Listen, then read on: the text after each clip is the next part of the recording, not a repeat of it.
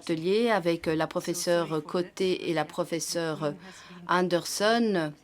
La reine a consacré une bonne partie de son temps aux jeunes. Ce matin, je vous présente la professeure Marina Danca. Elle est pédopsychiatre à Louvain. Elle sera notre experte. Nous pouvons aussi compter sur la professeure Côté et nous avons préparé deux questions que les jeunes ont jugées très intéressantes. La première porte sur l'application du modèle psycho-biosocial au sein du système des soins de santé, puisque beaucoup d'efforts, beaucoup d'argent sont investis dans les soins somatiques. Par contre, les soins biopsychosociaux font l'objet d'investissements moindres. Une bonne partie du budget est consacrée aux soins psychologiques. Et j'ai dit tout à l'heure au ministre, il faut essayer de rediriger les fonds. Vous connaissez le professeur Georges Casimir, qui est le président de l'Académie royale belge de médecine. Et quant à moi, eh bien, je suis retraitée, mais pendant 10 ans, j'ai été vice-rectrice de l'Université d'Anvers. Marina, nous allons nous concentrer sur la première thématique pendant 15 minutes. Marina va nous expliquer en quoi consiste ce cadre. Ensuite, eh bien, vous aurez la parole pour proposer des solutions en plénière au cours de la séance de conclusion. Nous présenterons 3 pages de présentation qui résumeront nos solutions intersectorielles. Il faudra aussi se mettre d'accord sur les responsables de la préparation de ces solutions. Bonjour, alors voici la première page de ma présentation. Alors nous sommes ici réunis au format d'un atelier. Je vous avais demandé tout à l'heure déjà de préparer cet atelier. Vous avez été invité par l'Académie royale et j'espère que vous, lorsque vous prendrez la parole, exposerez votre propre point de vue. Alors ces thématiques, en fait, nous ne les avons pas choisies. Ce sont les jeunes, en collaboration avec l'Académie, qui les ont choisies. Donc, nous sommes basés sur la liste présentée par le professeur Sab. Alors, voilà la première piste de réflexion, à savoir transposer l'idée selon laquelle le cadre biopsychosocial, ce cadre est assez daté à présent, et en Belgique, ce cadre n'est pas vraiment appliqué. L'Académie royale souhaiterait que ce cadre prenne davantage de sens pour tout trajet de soins, pour chaque professionnel de santé, pour qu'il intègre ce cadre biopsychosocial dans sa pratique. Alors, est-ce que vous êtes conscient de ce problème? Est-ce que vous soyez clinicien, que vous soyez représentant des autorités gouvernementales, que vous soyez jeune, est-ce que ce problème, se présente à vous? Est-ce qu'il se manifeste dans les soins psychologiques, dans les soins psychiatriques?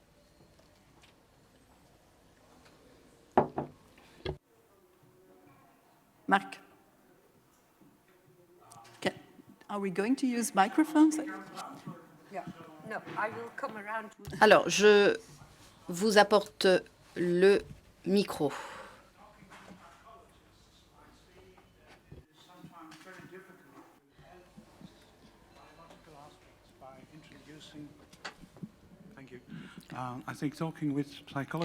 Dans mes entretiens avec les psychologues, je m'aperçois qu'il est très difficile d'attirer leur attention sur les problèmes biopsychosociaux, de leur faire dire, voilà, c'est une dépression, cette personne de 70 ans souffre d'une dépression et un antidépresseur peut être une des pistes de solution. Et puis, pour ce qui concerne le volet transdisciplinaire, on voit parfois des divergences au sein d'une même équipe par rapport au traitement médicamenteux. Certains membres de l'équipe misent tout misent tous leurs espoirs sur le médicament et sur le traitement médicamenteux du jeune, et d'autres membres de l'équipe sont parfois fermement opposés à ce traitement médicamenteux. Est-ce que d'autres personnes souhaitent circonscrire, nous dire si ce problème se présente dans les soins psychiatriques ou psychologiques? Alors, Marc a donné l'exemple du psychologue qui ne reconnaît pas le volet biologique, mais on constate aussi parfois que l'enfant a été traité pour des problèmes psychiatriques au moyen de médicaments. Et puis parfois, à un certain moment, il semble qu'il n'y ait plus de solution. On nous demande de prendre le relais. Et on est dans une situation où c'est soit blanc, soit noir. Voilà, n'hésitez pas à parler en français, en néerlandais, dans la langue de votre choix et qui est la vôtre. Est-ce que vous constatez l'existence de ce problème à d'autres niveaux? Alors, je pense que pour les médecins et les professionnels des soins de santé, il est important de se rendre compte du problème. Et c'est important aussi pour le public en général, parce que cette problématique n'est pas suffisamment connue du public. Et je pense que la presse, les médias pourraient peut-être attirer l'attention de l'opinion publique sur l'importance des soins à apporter aux enfants dès leur tout jeune âge. Je pense que la professeure Côté ce matin a bien épinglé cette nécessité. Et je pense que à cet égard, il nous faut peut-être éviter d'utiliser un certain jargon qui crée des divergences entre les soins somatiques et les soins psychologiques. Il faudrait peut-être utiliser un jargon intermédiaire, parce que je pense que dans notre jargon, on nourrit d'une certaine manière ces divergences.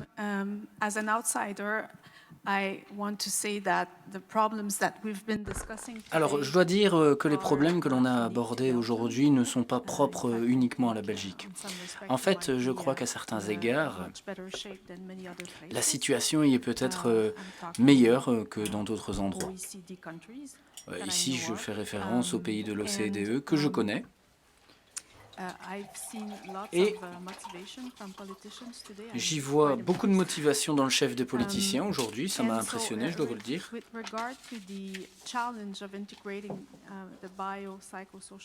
Et s'agissant de l'intégration des aspects biopsychosociaux, quelle est mon expérience? Dans les soins pédiatriques, parfois les pédiatres voient des enfants qui présenteraient des retards de développement compte tenu de leur score clinique et en prescrivant, si je puis dire, un enseignement préscolaire, une crèche ou des services psychosociaux où l'enfant est stimulé, cela permet de favoriser le développement de l'enfant. En fait, le problème, c'était un manque de stimulation. Ce n'était pas vraiment un problème neurodéveloppemental. Voilà un exemple de l'importance de l'action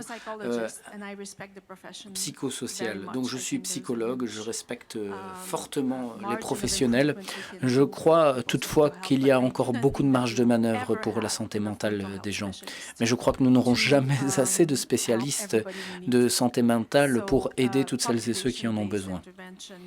Des interventions axées sur la population, des interventions communautaires, des interventions de promotion de la santé, assorties d'actions participatives, sont essentielles pour promouvoir la santé mentale pour tous. Et bien entendu, ce de manière encore plus accrue pour ceux qui en ont besoin. On peut peut-être garder ça sur le feu parce que l'on va en parler tout à l'heure, parce que quand on va parler de l'intervention primaire. Et je voudrais aller dans le droit fil de ce qui vient d'être dit. Pas uniquement l'aspect biopsychologique, l'aspect social. Très souvent, on en fait fi. On se concentre toujours sur l'enfant, où est le problème, comment changer le comportement de l'enfant sans se pencher sur l'environnement. Tout cela peut générer des problèmes et on ne se demande pas ce qui peut être utilisé pour régler les problèmes ou pour les prévenir. Ça va dans le droit fil de ce que vous avez dit. Alors moi particulièrement, j'aime bien la partie bleue de ce transparent. Les gens viennent nous dire qu'ils présentent des problèmes somatiques, il faut les régler. Mon docteur sait ce que je dois faire pour y parvenir. Toutefois, cela ne m'aide pas, parce que j'ai besoin de motivation pour pouvoir suivre, adhérer au traitement ou ce que je dois faire pour régler mon problème. J'ai besoin de soutien aussi. C'est ça, véritablement, qui va m'aider à surmonter ce problème. Pas tout simplement la solution somatique qui m'est présentée par mon médecin. Alors, nous abordons des thèmes qui semblent ne pas avoir été évoqués ce matin, mais c'était l'un des objectifs essentiels de l'Académie. Nous nous sommes demandé comment nous pencher sur le travail pour les médicaments somatiques, pour les infirmiers, infirmières, tout simplement parce que, pour la raison que vous évoquez, il n'y a pas suffisamment de prestataires de soins de santé mentaux. Ce travail, une grande partie en tout cas, doit être réalisé par celles et ceux qui tentent d'aider les personnes en difficulté, aider les malades. Et vous souhaitiez ajouter quelque chose, je crois. Oui, merci beaucoup. Je crois qu'il convient de dresser une distinction ici. Nous souhaiterions que les praticiens médicaux soient conscients, soient sensibilisés aux problèmes psychosociaux. Je ne pense pas qu'ils soient en mesure de les traiter, cependant. On en attend beaucoup des spécialistes médicaux. Voilà pourquoi l'action intersectorielle est essentielle. Nous devons travailler ensemble. On va voir un médecin parce qu'il est spécialisé dans son domaine pour traiter le problème. Ce n'est pas le cas pour le psychosocial. Donc être sensibilisé pour être capable d'orienter vers des services, ça c'est très utile. Mais je ne crois pas qu'on puisse attendre de ces acteurs qu'ils soient des experts psychosociaux. Je ne suis pas tout à fait d'accord, dit l'autre intervenante. Je pense qu'il faudrait une autorité partagée. En effet, quand il y a un problème psychologique, le médecin, mon anglais est rouillé. Vous pouvez le dire en néerlandais, il n'y a pas de souci. Il y a aussi l'autorité, donc souvent on considère... Et je pense qu'il devrait y avoir un changement. Font carrière, alors que les psychologues font énormément de travail aussi. Ce ne sont pas uniquement les médecins qui doivent être éduqués dans l'aspect psychosocial, mais il doit aussi y avoir un shift, une transition dans notre culture et tout le monde doit avoir plus d'attention pour le psychosocial. Et après, je vais m'arrêter. Donc, c'était une des questions qui était posée ce matin. Pourquoi est-ce qu'un généraliste est remboursé et un psychologue pas? Oui, mais moi, j'essaye de quand même défendre l'approche intégrée et pas... maintenant, elle continue en anglais. Et les personnes qui bénéficient de médicaments somatiques, qui évoluent dans le secteur plutôt de la médecine somatique, peuvent aider fortement ces patients à traiter les questions psychosociales. C'est en n'en tenant pas compte, en renvoyant des patients après 2 jours à l'hôpital, que les problèmes commencent. Parce que alors, le patient doit se soucier de lui-même sans être soutenu. Il n'y a pas besoin d'un psychologue pour tout. Cela doit être partagé entre les divers acteurs de la médecine. Alors ici, l'idée est de trouver des solutions. Une formation fondamentale. Nous devons générer des solutions. Alors, comment faire en sorte que cela puisse être intégré dans les programmes de formation de tous ces soignants? Vous souhaitiez ajouter quelque chose? Oui, je voudrais compléter ce qu'on vient de dire. Lorsqu'on regarde les différents échelons dans la prise en charge, il est compréhensible qu'il y ait des spécialistes. Il faut des spécialistes et on ne peut pas faire de tous les spécialistes des généralistes. Quelque part, quelqu'un doit vraiment approfondir une certaine matière. Mais d'autre part, il ne faut pas nécessairement voir les psychologues d'un côté et les médecins de l'autre côté. Pour les enfants, il y a aussi les pédiatres, où il y a les médecins spécialisés en intervention pour les jeunes, en prévention, en détection. Et ils sont très importants pour le développement des enfants en général. Moi, je voudrais encore élargir cela, surtout aussi le contexte social. Souvent, on sous-estime l'influence des enseignants. Les enfants de l'école primaire, ils sont souvent, pendant toute une année, liés à une personne, à un ou une enseignante. Et donc, ces enseignants sont bien placés pour comprendre l'enfant et peuvent signifier énormément pour cet enfant. Mais malheureusement, ce n'est pas toujours le cas et en plus, ils ne sont pas toujours appréciés dans leur rôle. Et il ne s'agit pas uniquement de réaliser des objectifs au niveau de l'enseignement, de la matière, mais aussi l'accompagnement de l'enfant. On revient là-dessus dans le thème 2, mais c'est vrai. Alors ici, l'idée c'était la formation au bien-être, la formation à la médecine et comment aider ces personnes à se pencher sur le prisme biopsychosocial. Bonjour, moi je suis maman et pour moi c'était très difficile de trouver la bonne voie et je me suis surtout heurtée au fait qu'on ne me croyait pas. À l'école, les enseignants ne le voient pas toujours. On arrive à l'école, on met un masque et on rentre chez soi et on a un tout autre comportement. C'était le cas de mon fils. Moi j'étais convaincue qu'il était autiste. Il a été testé en 3e maternelle pour l'autisme par toute une équipe. Et soudain, il y a un psychiatre pour enfants qui n'a jamais vu l'enfant, mais qui se mettait devant moi et qui disait « Votre enfant n'est pas autiste. » Et à 11 ans, il a quand même reçu le diagnostic autiste. Mais bon, le parcours qu'on a fait entre « Votre enfant n'est pas autiste » et quand même après 7 ans, le diagnostic et maintenant, il y a le décrochage scolaire. Bon, je voulais juste en parler. Oui, cela s'explique aussi par le fait que certaines personnes sont formées dans le domaine X, Y, Z, tandis que d'autres sont formées dans les domaines A, B, C. Mais ils ne connaissent pas les domaines d'expertise des autres.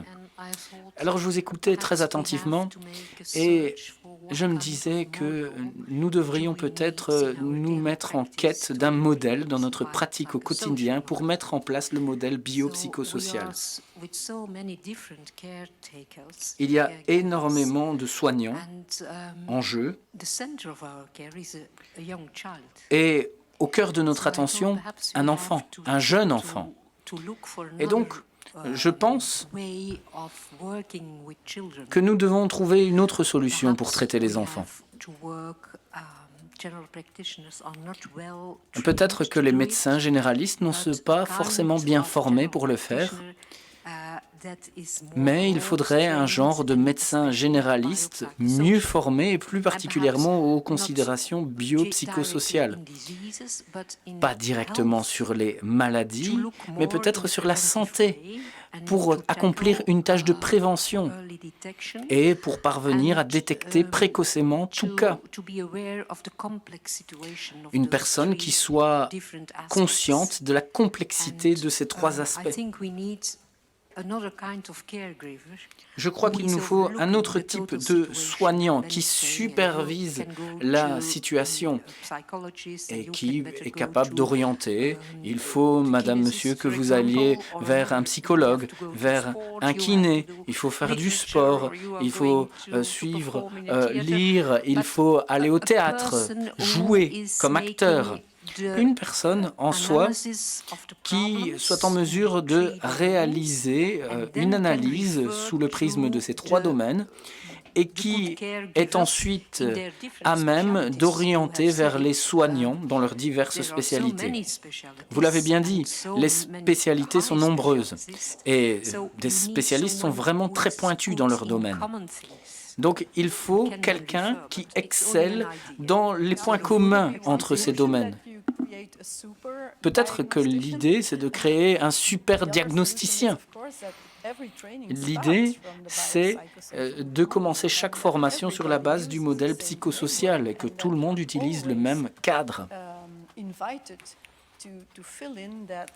Que l'on soit invité toujours à se pencher sur ces trois aspects, ces trois sommets du triangle.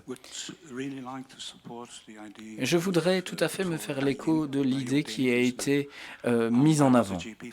J'ai été médecin généraliste pendant 10 ans et je me suis perçu comme un pré-psychiatre, si vous voulez. Et je crois que votre idée est excellente. Alors, il faut être court parce qu'on n'a que 10 minutes. Alors, j'étais intéressé, nous dit l'orateur, par chaque formation pour les personnes qui travaillent avec les enfants. Ici, je parle au nom de ma femme. Elle était enseignante. Elle était personne de référence pour les jeunes. Et il en va de même pour mes 2 filles. Chaque jeune, garçon, fille, avec un problème, venez la voir pour les consultations au déjeuner ou le soir. Et si ces personnes pouvaient bénéficier de formations dans des domaines très spécifiques, et d'ailleurs ça a été évoqué par les jeunes dans le film, je crois que ce serait déjà une étape considérable. Il en va de même, je crois, pour les médecins généralistes, pour les médecins dans les écoles, et tout particulièrement ceux qui travaillent dans les cabinets de groupe. L'oratrice suivante nous dit que il y a déjà de ce genre de choses, ce dont elle parlait. Il y a des médecins qui se concentrent sur les soins de santé pour les jeunes.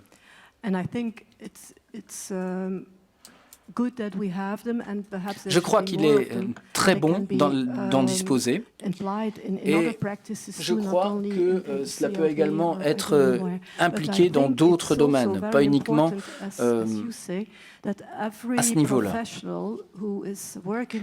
Je crois que chaque professionnel qui travaille avec des enfants devrait être familiarisé avec le modèle biopsychosocial. Je crois également qu'en dans les programmes de formation fondamentaux, divers étudiants de diverses branches devraient régler des problèmes ensemble pour se dire, eh bien, ici, je n'ai plus de réponse. Je ne sais pas ce que je peux poser comme question. Un autre étudiant d'une autre branche pourrait, avec une autre vision du monde, pourrait lui dire, eh bien, regarde, tu peux faire ceci, cela. C'est peut-être une bonne approche. Très bien. Allez, abordons, si vous le voulez bien, le deuxième sujet. Il parle de la prévention et la prévention psychosociale. C'est important de réaliser ce changement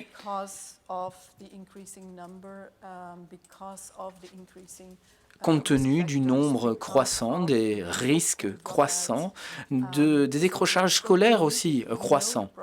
Donc nous connaissons le problème.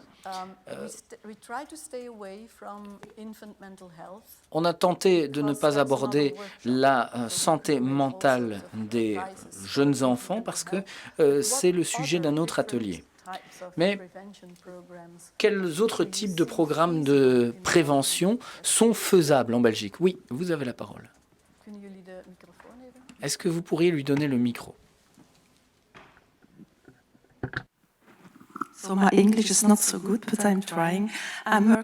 Alors, je vais tenter en anglais. Je travaille pour Kernen Cuisine.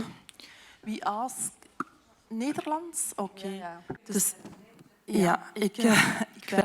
vais m'exprimer en néerlandais. Je travaille pour Kindagazine, politique médicale. Et pour répondre à votre question de savoir comment on peut l'intégrer pour la dépression postpartum, on l'a intégré dans nos prestations de soins en posant systématiquement deux questions aux parents qui viennent d'accoucher, tous les parents pour le détecter, mais on sent beaucoup d'hésitation chez nos prestataires de soins pour poser cette question et pour l'intégrer.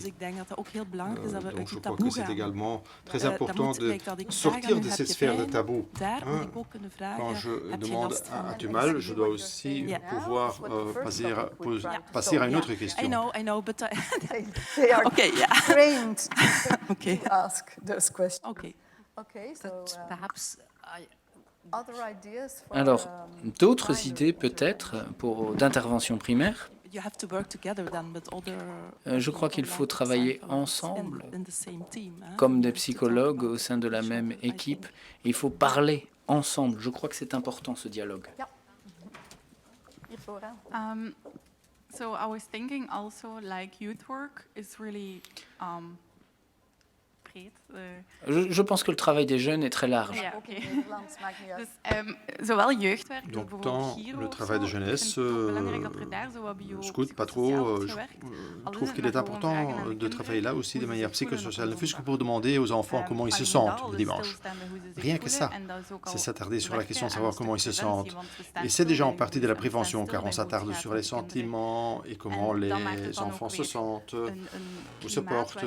Et comme ça, on crée un climat de sécurité ou un climat sûr pour parler de problèmes, d'éventuels problèmes mentaux. S'il y en a pas, tant mieux, mais on laisse de la marge pour en parler.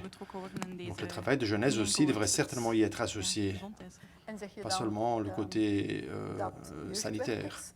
Mais dis-tu alors que les personnes qui travaillent dans le secteur de travail de jeunesse devraient avoir une formation, car la plupart des jeunes qui sont là-dedans se développent graduellement dans cette fonction, mais n'ont pas eu de formation. Oui, on a remarqué cela. J'ai participé à une réunion kick-off sur Mental Health and Youth Work, et là, il est devenu clair qu'ils n'ont pas les aptitudes suffisantes pour pouvoir en parler ou traiter ce point. Donc, les personnes actives dans le secteur du travail de jeunesse disent qu'elles ne savent pas comment se concentrer sur ces aspects. On est là que pour jouer et faire des choses agréables le dimanche, mais ils disent eux-mêmes, ils sont aussi à la recherche.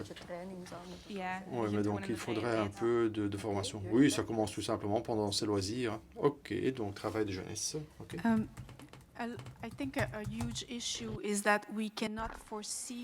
Autre problème, c'est que l'on ne peut pas prévoir les besoins de la population. Donc, en fait, on part toujours au plus pressé. Certaines initiatives intéressantes ont été réalisées dans certains pays en vue de prévoir les besoins. Et je suis très heureuse de voir une femme enceinte parce que nous avons, par exemple, vu que dans certains pays, une déclaration sur les femmes enceintes a été formulée. Cela veut dire que les femmes peuvent se déclarer enceintes et mettre en avant leurs besoins. Insécurité alimentaire, par exemple. Problèmes de santé mentale aussi. Voilà qui permet aux prestataires de services de prévoir l'aide nécessaire, le type d'aide également, qui sera requis dans les mois à venir. Et il y a également des facteurs de risque bien connus. Si nous savons, par exemple, que telle ou telle femme présente tel facteur de risque et qu'elle est enceinte, il serait préférable que cette femme dispose d'un accès à tel ou tel autre service. Autre partie importante, s'agissant de l'aspect dépistage, bien entendu, ce dépistage pour la santé mentale, c'est parfois inquiétant parce qu'on peut trouver beaucoup de problèmes. Mais il est impossible de réaliser une surveillance si on ne fait pas de dépistage et on ne peut pas améliorer si on ne réalise pas de mesures de l'impact de nos services au niveau ultérieur. Donc ici, vous parlez déjà de la prévention secondaire. En effet, vous identifiez des groupes à risque. Et l'une des grandes questions, c'est est-il possible d'avoir une prévention universelle? Universelle, cela veut dire que tout le monde puisse faire de la prévention. Des idées là-dessus?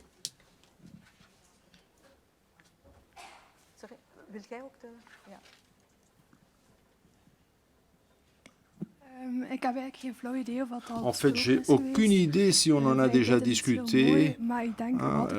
Les loisirs, c'est quelque chose de très beau, mais l'école est si importante en tant qu'enfant. On est là presque 7 jours sur 7, 24 sur 24, et à l'école éclatent parfois certains problèmes.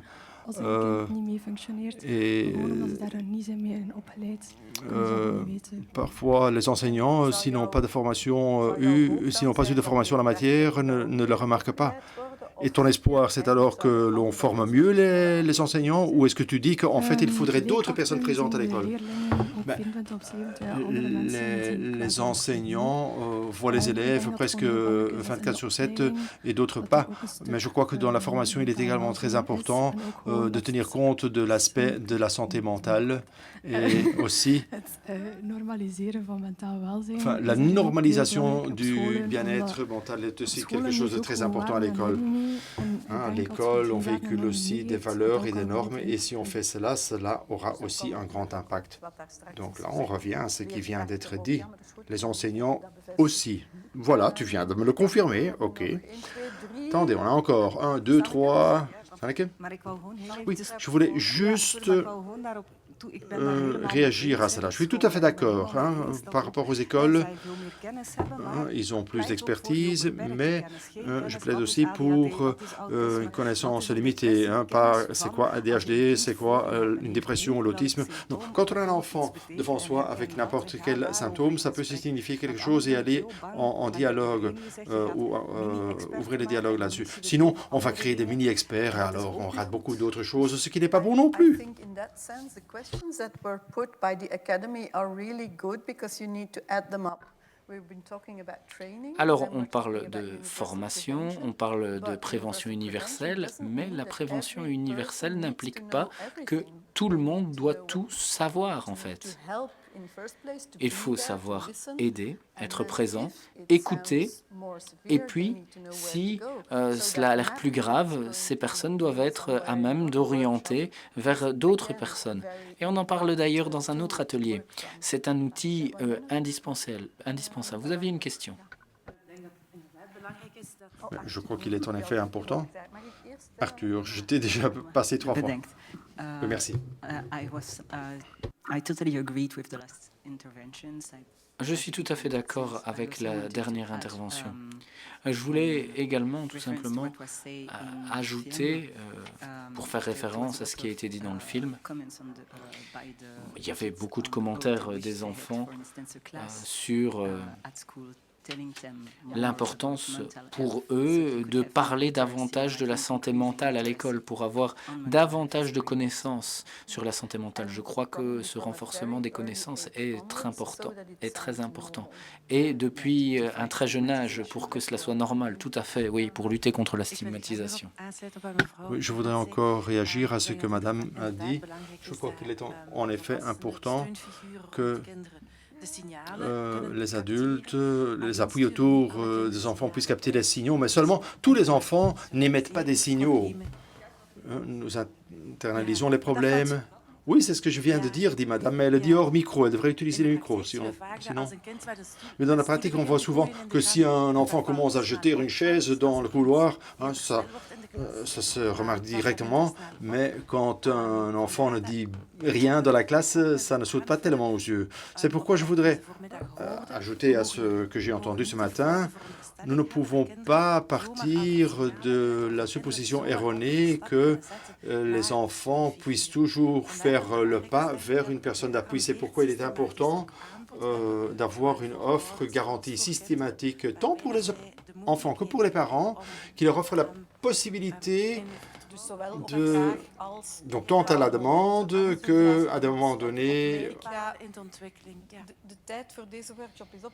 Bon, on est à court de temps, je vais laisser la parole aux jeunes pour le mot de la fin et alors on peut directement faire la transition.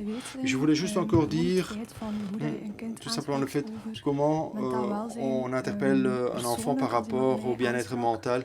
Quand quelqu'un s'adressait à moi, je crois qu'il est très important de savoir quelle est l'approche. Car quand on dit à un enfant, on suppose qu'il y a quelque chose, alors l'enfant va bloquer, il ne va plus rien dire, il va sourire, un sourire artificiel. Donc c'est encore plus important à réfléchir à cela. Et la simple question, comment vas-tu? Est-ce que c'est la meilleure introduction? Je ne sais pas. Personnellement, je dirais toujours, oui, tout va bien. Oui, ce que je voulais encore compléter, surtout par rapport à l'internalisation,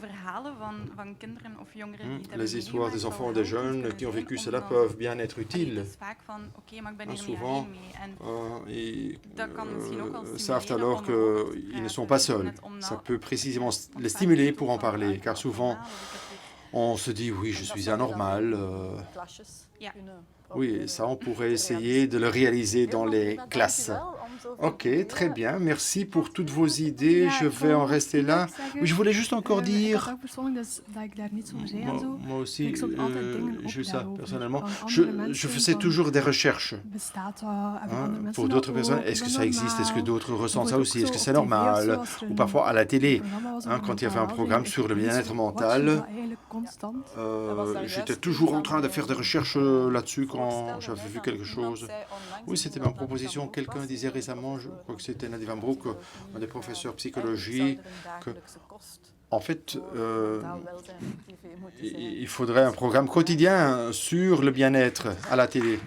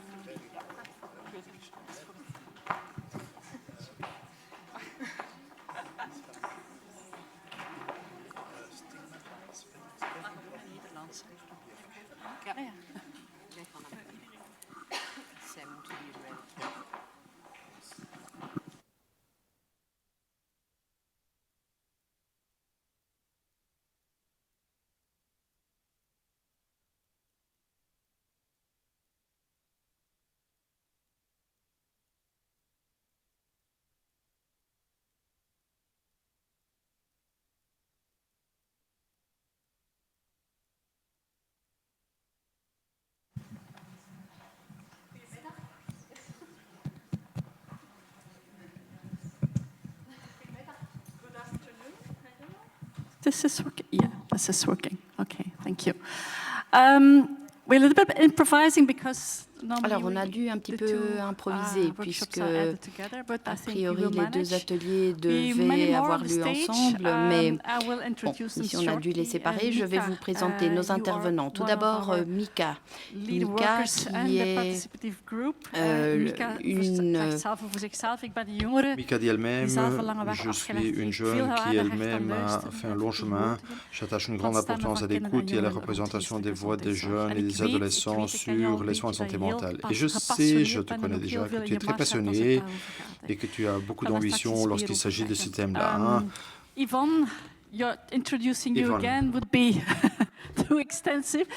But we are really happy and delighted to welcome Madame, you nous sommes here, très because, heureuses participation de is vous one of avoir your parmi nous puisque vous travaillez sur la participation. La participation, c'est l'une de vos passions. Vous en avez beaucoup parlé et je pense que vos avis, vos idées en matière de participation seront très utiles dans le cadre de notre travail. Psychologue clinique à l'Université de Gand. Tu vas aussi nous expliquer dans quelques instants comment tu as été, tu t'es retrouvé dans le travail participatif. Et alors, on a encore Stéphanie Nathalie, surtout elle travaille à la au SPF Santé publique et elles sont déjà pas mal coordonnées sur la mise en œuvre de la participation, des coachs participatifs. Il y a pas mal dans le texte. Nous avons nous-mêmes formulé 4 questions. Je vais permettre à mes experts de commenter ou d'expliquer brièvement ce qu'ils font. Et après, vos questions et leurs questions aussi pourront être prises pour voir si ces processus participatifs peuvent être mieux mis en œuvre et aussi de manière plus claire. Voilà, je te passe d'abord brièvement la parole, Mika. Donc, je m'appelle Mika. Moi, j'ai fait un très long trajet. Et au début, je ne parlais pas tellement de comment j'allais ou quand il y avait quelque chose avec quoi je n'étais pas d'accord. Je laissais passer tout ça. Et après un certain temps, j'ai quand même retrouvé ma voix. J'ai commencé à en parler dans des réunions de patients, sur des choses dont je pensais qu'il pouvait y avoir une amélioration ou des choses que moi j'avais vécues comme étant moins positives. Et très souvent, on me répondait « Oui, on prend le point et on verra bien ». Finalement, on ne faisait jamais rien avec ce que nous on racontait, avec les informations que nous donnions. On parle aussi de participation apparente. On dit qu'on écoute et qu'on va en faire quelque chose, mais après coup, il s'avère que c'était inutile de se donner la peine d'expliquer ce qu'il y avait. Moi, j'ai vu beaucoup de jeunes décrocher, tout simplement parce qu'on n'écoutait pas, parce que ça n'avait pas de sens de faire entendre sa voix. À un moment donné, je me suis aussi dit, oui, je m'arrête, ça n'a quand même pas de sens. Mais d'une manière ou d'une autre, il y avait quelque chose qui me incitait à continuer. Et je suis content d'avoir continué à parler des points négatifs, mais aussi des points positifs, car il y en a aussi des points positifs. Et en persévérant et en me retrouvant finalement dans le bon entourage, j'ai trouvé des personnes autour de moi qui me soutiennent pour faire entendre ma voix. Et ça fait quand même maintenant 2 ans que je commence à voir de très beaux changements, que ma voix compte vraiment et je suis content d'avoir persévéré. Malgré le fait que ça me demande toujours beaucoup de courage, beaucoup de force, je suis en train d'en faire la promotion vis-à-vis d'autres jeunes, car il est important que nous disions comment on peut faire mieux et de dire aussi aux experts de le mettre en œuvre concrètement dans les établissements. Merci. Vous savez sans doute qu'on a aussi fait un document à la demande des autorités publiques et Zara va peut-être nous expliquer brièvement comment cela a été créé ou initié. Staat hij aan? Oké, goed. Moi, j'ai travaillé pendant 2 ans dans un projet pilote depuis le SPF Santé publique sur la participation des enfants, adolescents et leur contexte dans le secteur de la santé mentale. Ce projet pilote est intervenu après que le Conseil supérieur de la santé avait écrit un texte sur l'importance de la participation des enfants. Et nous avons parlé avec tous les réseaux. Je vois ici aussi un certain nombre de personnes que nous avons interrogées à ce moment. Et un certain nombre de besoins sont ressortis de ces discussions, de ces entretiens. Et notamment le fait que, oui, la participation, ça a l'air d'être un concept conteneur. Mais c'est quoi? Comment est-ce qu'on le fait? Est-ce qu'il y a des labels de qualité? Est-ce qu'il n'y a pas de danger? Etc. Bon, nous avons écrit un rapport là-dessus. Et ce que moi je trouve important à retenir, très limité car on a peu de temps, c'est que la participation, comme Yvonne a dit, c'est un droit pour tous les enfants, quel que soit leur âge, quelle que soit la maturité de l'enfant, qu'ils aient besoin ou non de soins de santé mentale ou pas. Il s'agit donc de tous les enfants, dans tous les domaines de vie où l'aspect santé mentale intervient, donc tous les domaines de la vie, comme Yvonne disait.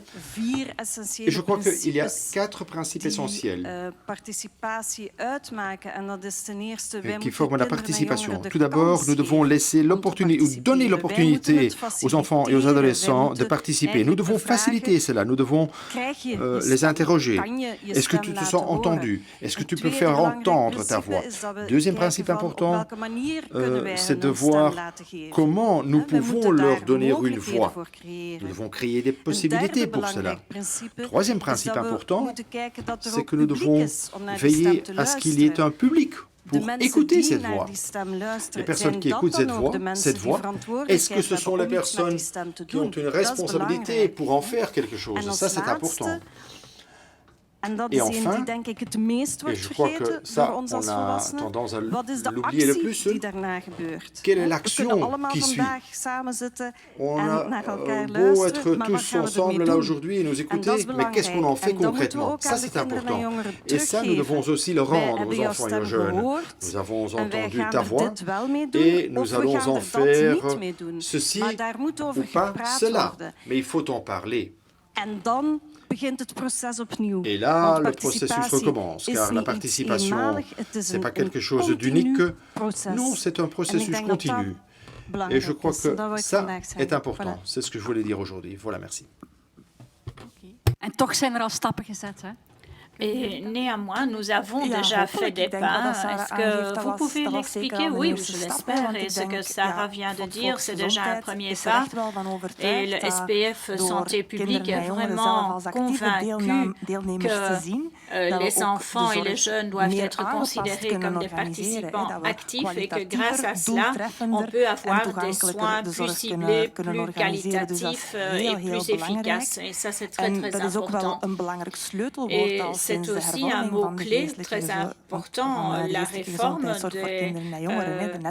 soins de santé mentale pour les jeunes, les réseaux qui sont déjà encouragés depuis 2015 de travailler là-dessus. Et on a quand même constaté avec le projet pilote quels sont les besoins. Vous trouvez cela dans votre documentation.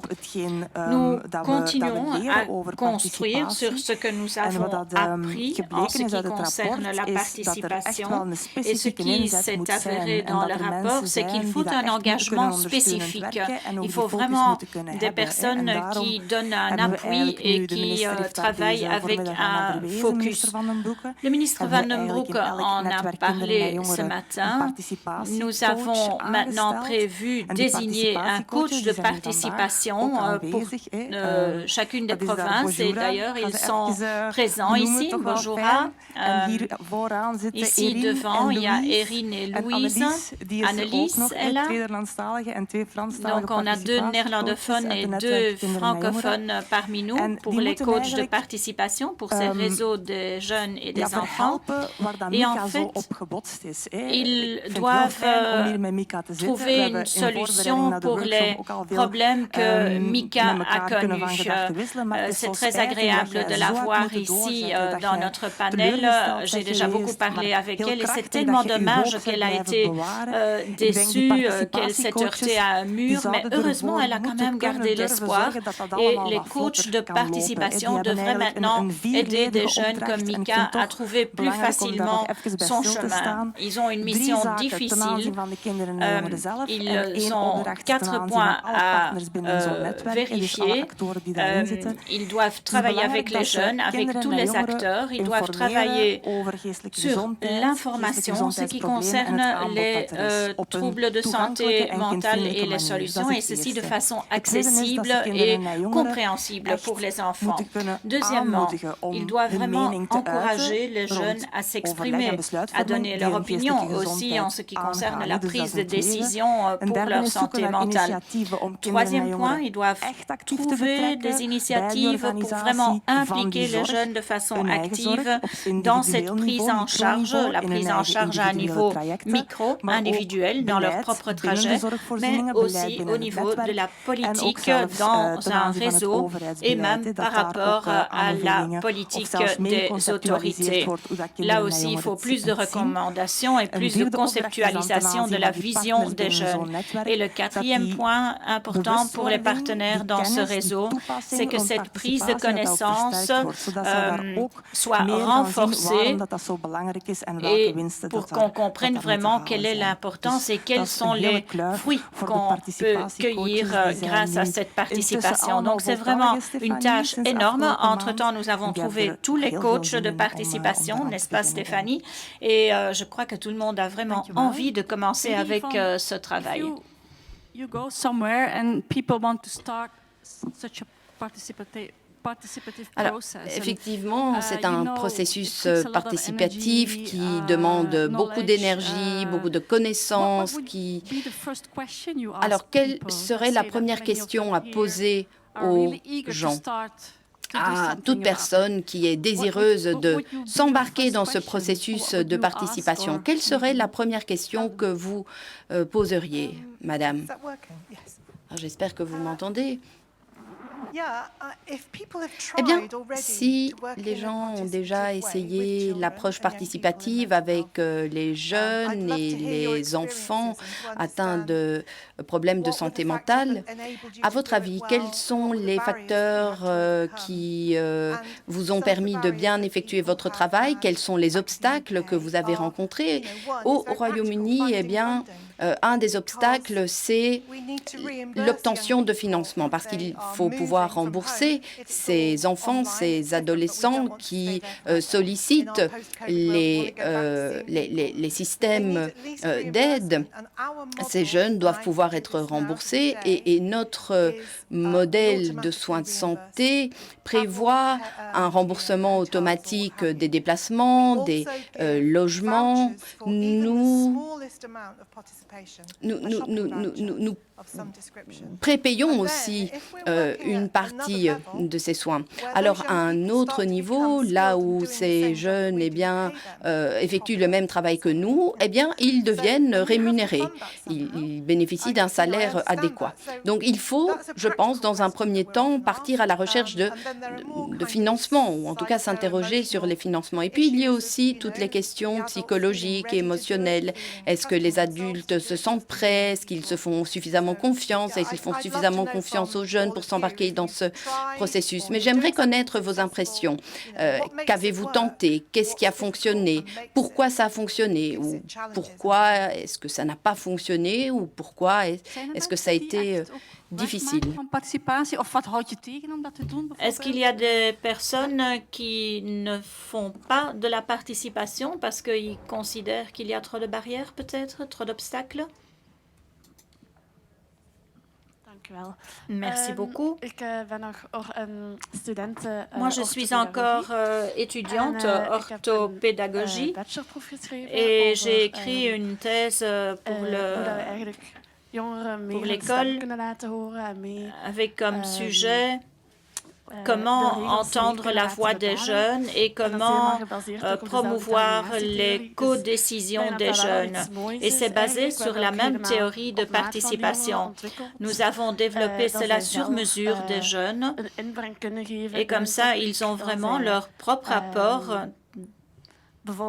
dans un thème qu'ils ont choisi. Par exemple, un thème d'actualité. Et il est très important d'entendre la voix des jeunes. Ça doit aussi être quelque chose avec un seuil très bas. Et grâce à ce seuil très bas, on peut améliorer la participation. Bon, malheureusement, nous ne sommes pas encore passés à la phase pratique, mais il y a déjà la thèse que j'ai écrite et j'espère qu'on va aussi trouver des solutions pour la participation. D'autres expériences peut-être? Madame demande, je pense, d'éclairer la salle pour voir les gens qui sont derrière.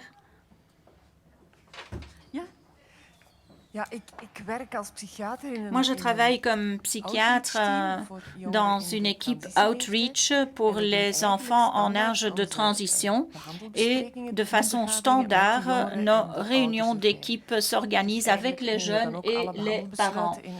Et nous prenons donc nos décisions ensemble et honnêtement, moi, je trouve que c'est le plus facile. C'est beaucoup moins de travail aussi. C'est un argument économique peut-être, mais c'est aussi un argument pour le contenu parce que les jeunes voient qu'on les écoute et que ça fait partie de leur trajet et constatent aussi qu'il y a un meilleur suivi par tout le monde. Oui, merci. Dans notre groupe, on avait quelqu'un, et on a vu ça dans le film, quelqu'un qui disait « Je ne veux pas que mes parents soient au courant de ce qui se passe dans le cabinet du thérapeute. » Bon, je pense qu'il y a quelque chose comme le secret professionnel à partir de 14 ans. Alors, comment est-ce que vous traitez cela? Je trouve que ce n'est pas tellement difficile. Nous travaillons avec des crises et très souvent, on a cette demande de la part des jeunes. Je ne veux pas partager les informations. Et alors, comment devons-nous traiter cela? Mais c'est justement ça aussi la participation, c'est se mettre ensemble avec les jeunes et expliquer pourquoi on a besoin de ces informations ou pourquoi on veut impliquer les parents. Donc, on peut aussi renverser la question et demander pourquoi est-ce que vous ne voulez pas impliquer d'autres là-dedans. Et c'est ensemble, en participant justement, qu'on va trouver la solution. Donc, moi, ça ne m'effraie pas. On a déjà eu tellement souvent cette demande, non, non, ne dites rien à mon papa, à ma maman ou enseignant, mais d'une façon ou d'une autre, on s'en sort toujours. Bon, ce n'est peut-être pas au grand contentement de tout le monde, mais dans une discussion ouverte, c'est uniquement possible en impliquant tous les acteurs. Oui, je pense que pas toutes les expériences vont dans le même sens quand même.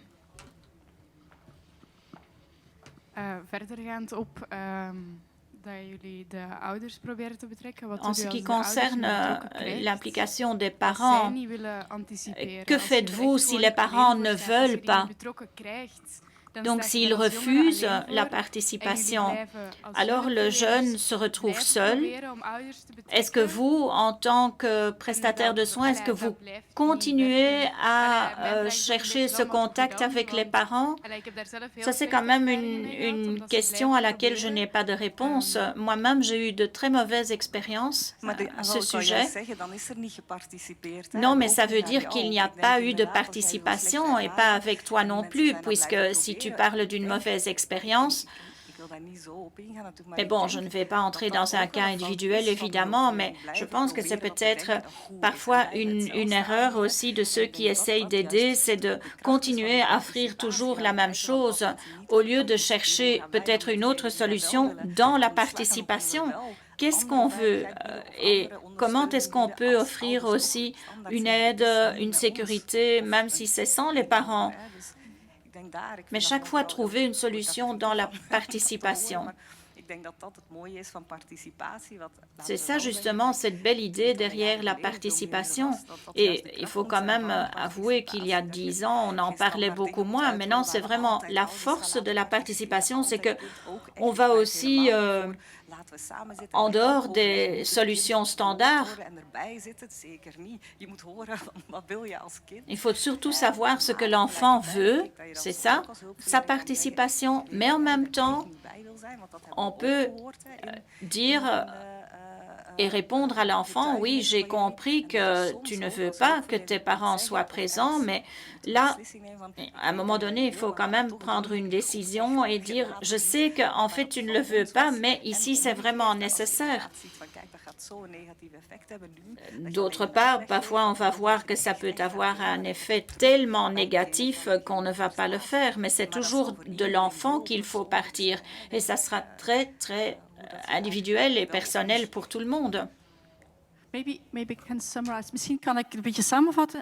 peux peut-être résumer en disant que ce n'est pas évident que la participation, c'est toujours l'enfant, les parents et les autres adultes. Alors, avez-vous, Madame, des suggestions pour faire en sorte... bon, parce que dans certains cas, effectivement, il faut pouvoir s'adresser uniquement à l'enfant sans impliquer ses parents. Moi, je suis aussi maman. Alors, je sais que les bons parents veulent être impliqués, que les bons thérapeutes veulent impliquer les parents. Alors, j'ai parlé tout à l'heure de l'entreprise de logiciels et de l'application via laquelle les enfants pouvaient se confier. Et parfois, ils se confient sur leurs parents ou bien sur leur tuteur, par exemple, lorsqu'il y en a un. Et c'est parfois très difficile. Mais lorsque j'entends leurs confidences, je m'aperçois à quel point il est nécessaire de pouvoir écouter ce que l'enfant a à dire. Dans certaines situations, les enfants ne trouvent pas forcément les bons mots pour s'expliquer. Donc, si l'enfant dit « je ne veux pas que mes parents soient au courant », peut-être qu'il faut essayer de le convaincre d'impliquer les parents. Mais peut-être que l'enfant essaye de vous dire qu'il y a des choses pas très drôles qu'il vit à la maison, des situations difficiles qu'il vit à la maison. Et c'est la raison pour laquelle on a créé ce logiciel, qui est un outil qui permet aux enfants de s'exprimer en toute confidentialité. L'enfant peut choisir les mots qu'il utilise. Alors bien sûr, ce logiciel, mais pour l'instant, n'est pas utilisé par beaucoup d'enfants, mais c'est déjà un point de départ. Une réaction, oui, mais je ne sais pas justement comment m'exprimer. Donc, en ce qui concerne cette implication des parents, cela m'a empêché d'aller chercher de l'aide. Entre autres, j'ai connu une situation traumatisante avec le centre d'accompagnement des élèves. Désolée s'il y a quelqu'un de ce centre ici dans la salle, mais je n'avais plus aucune confiance. Ils m'ont dit, on ira ensemble à une maison pour jeunes, Théo. Alors, je me disais, OK, mes parents ne seront pas au courant. Désolée, papa, maman. Mais j'arrive là et cette dame au centre a dit, oui, je vais appeler tes parents. Est-ce que tu veux qu'ils soient là ou pas? Et ce n'était pas ce que je voulais. Donc, ils ont appelé mes parents. Ma maman est venue me chercher, qui me demandait pourquoi est-ce qu'ils ont téléphoné, etc. Il y avait un manque total de respect pour ma vie privée à ce moment-là. Ils m'ont pas écouté, justement. Je me demandais, ces coachs de participation qui vont commencer leur travail, quelle est votre position?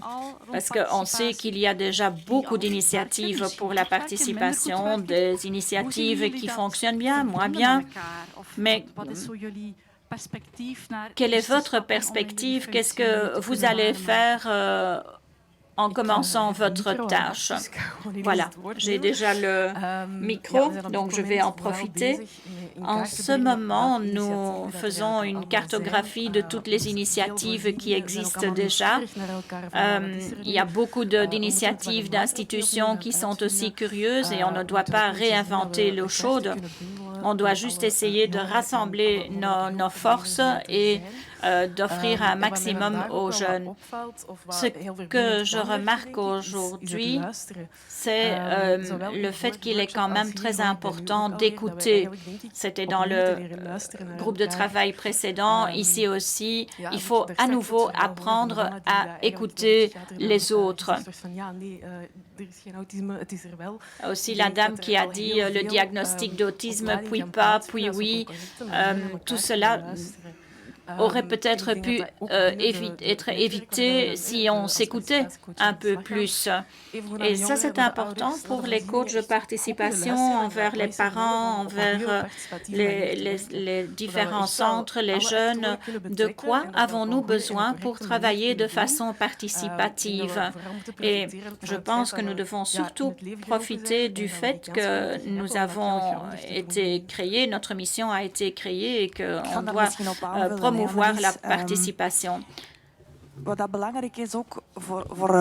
compléter, un des qui est également important pour les SPF Santé publique, c'est de commencer à expérimenter en faisant.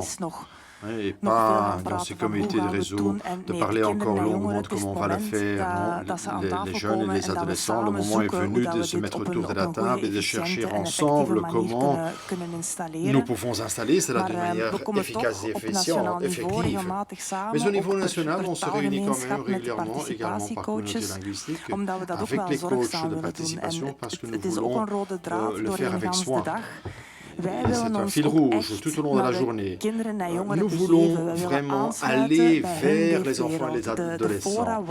Nous voulons entrer dans leur monde, les forums qui existent déjà, les initiatives qui existent déjà. C'est là la richesse, c'est là que nous voulons être. Donc maintenant, on fait un peu la cartographie, quelles organisations de jeunes s'occupent déjà de l'aspect participation. Et là, nous essayons maintenant de créer un lien. Donc c'est très important pour nous que ce ne soit pas quelque chose à côté de tout ce qui existe déjà, mais que nous essayons quand même d'unir les forces et d'intégrer un peu les choses. Voilà ce que je voulais encore ajouter. Barbara?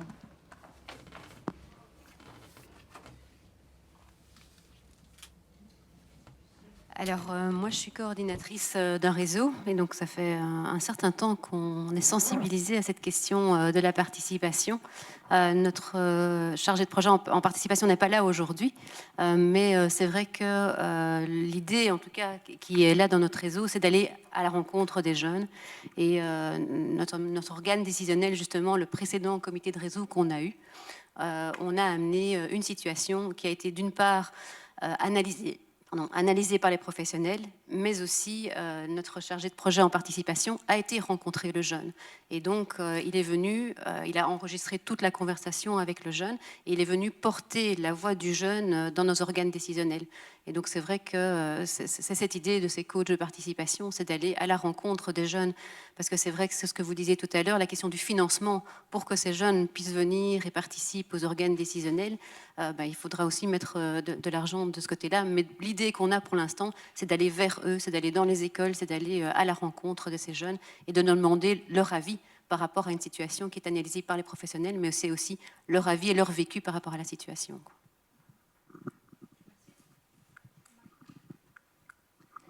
Je voulais encore ajouter un élément dans le travail avec les jeunes. Il faut faire attention à ce que ce ne soit pas tout simplement un jeune qui participe autour de la table. Bon, ça peut être utile, ça peut faciliter le dialogue et clarifier les choses et nous faire sentir de quoi il s'agit vraiment, mais quand on me pose la question de faire quelque chose autour de la participation avec les jeunes, avec Experto, je demande toujours, mais qu'est-ce que vous pouvez faire vous-même? Vous ne pouvez pas créer quelque chose chez les jeunes vous-même et leur demander comment ils pensent lancer cela. Donc j'ai toujours un peu peur quand il y a quelque chose qui se passe, que l'on regarde dans la direction d'un petit groupe de jeunes, de personnes, et des jeunes autour de la table, tandis que la participation est tout simplement une attitude de base. Et je rencontre ce problème depuis 5 ans déjà dans le travail avec les jeunes. J'ai des jeunes avec de l'expérience, ils ne sont pas payés, donc je peux le suivre entièrement. On voit qu'il y a de l'argent, payez-les. Et les jeunes qui évoluent là-dedans, qui sont forts là-dedans, engagez-les, donnez-leur de l'argent, faites des postes vacants, mais l'organisation aussi est encore beaucoup plus importante. Je crois que ce dernier point est très très important. Car je crois qu'il faut peut-être aussi un peu s'attarder, vous l'aurez fait depuis longtemps, mais s'attarder sur la question de savoir ce qu'on entend par la participation. Quelle est la définition de la participation? J'entends souvent dire que la participation, en fait, qu'on abuse de la participation en ce moment même, car les jeunes sont représentés dans certains organes, mais les jeunes nous disent que c'est une participation apparente, ou une fausse participation. Donc, il me semble qu'il faut encore en discuter avec les jeunes. C'est quoi la participation? Et alors, ce que vous dites, une attitude de base, oui, mais c'est encore un de ces concepts conteneurs. Mais attardons-nous un peu sur ces définitions pour les personnes qui ne sont pas expertes en la matière.